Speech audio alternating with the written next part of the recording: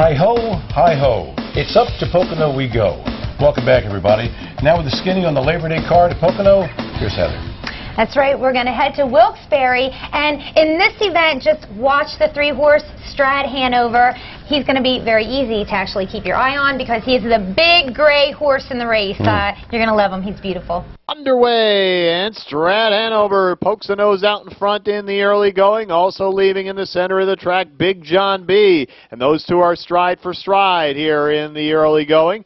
Back in third is Beach Enigma, followed by Cannabis fourth. Squeezing between horses fifth there is Town Fool on the outside. Caught out there was New Regal Future sixth. Then you've got Precious Potato, and at the end Rosecroft Rummy and Muddy Shoe. The quarter reached in 27-1, and it's Strad Hanover leading him there. Once again claimed this afternoon, and he's was working for a new barn today. He'll be going to a new one again. He's got the lead as they pass the finish line for the penultimate time today. Big John B moving up after a win is second. Then on the inside, Beach Enigma is dropping down today third. First over, launching there now is Cannabis fourth. Following that cover, Town Fool is fifth. New Regal Joy is back in sixth. And at the end, Precious Potato, Rosecroft Rummy, and Muddy Shoe. They have 55-4, 28-3 second panel. No fooling around on the front end here by Strad Hanover. Pavia looking for his sixth of the day. On the outside, Cannabis grinding first over into second. Still getting the trip there. Inside in third is Big John B. Also moving up, Beach Enigma is fourth. Failing there on the outside, Town Fool. New Regal Future moves up to sixth. 3/4, 124, a 28-1 third panel. Strad Hanover still looking good here by 2.5 lengths. Big John B, the only one staying close here in second. Fading on the outside now there in third was Cannabis. At the top of the stretch, it's the gray Strad Hanover in complete control here. Pavia goes to work now to keep him alive, and he is coasting. Big John B way back in second. It's all Strad Hanover. Strad Hanover darts out of the gate, ends up wiring the field in 152-3. That's a new lifetime mark for him, and he blew away this $10,000 claiming event by over 5 lengths. And he's a very, very popular horse lately. He's been claimed his last 4 starts in a row. 4.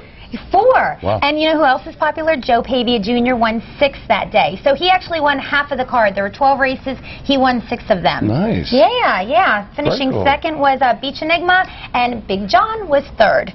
Also at Pocono on Labor Day, the week's top trot, the hard-hitting 3-year-old trotter Dennis, who has chased the likes of Dewey, Cheatham, and Hal, not a bad racehorse, was the 7-5 favorite. The 5-year-old pacing mare, Nicole's Promise, the 3-1 second pick.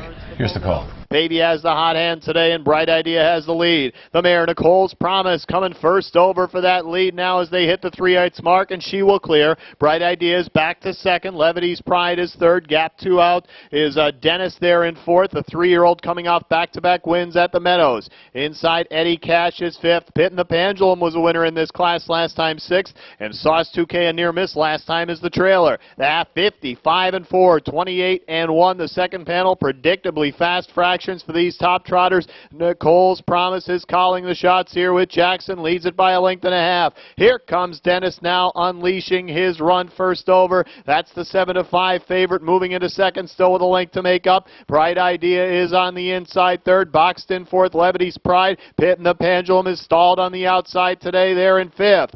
They get to 3/4, 125-1, a 29-2 third panel. Nicole's Promise has the lead here with Jackson. Dennis still trying to gain from the outside there.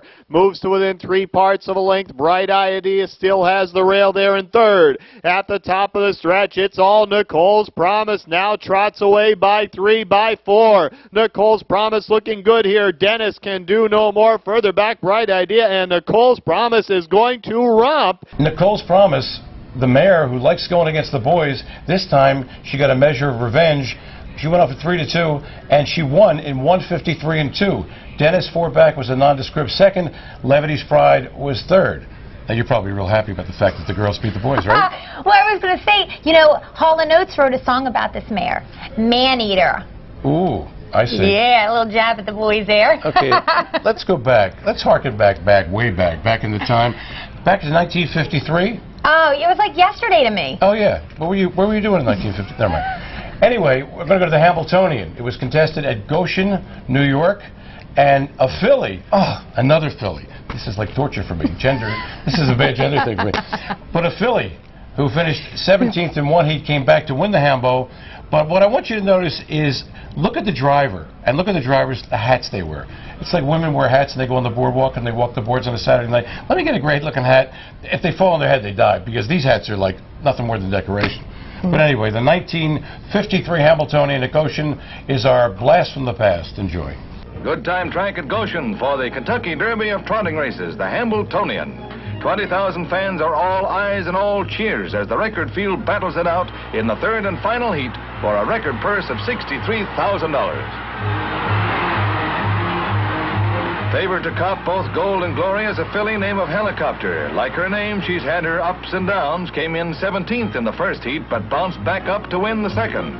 Offspring of another Hambletonian winner and driven by a young Vermont farm boy, Harvey, Helicopter sets her sights on victory. It doesn't come easy, there's a fight for it all the way, and Lady Luck enters the picture too.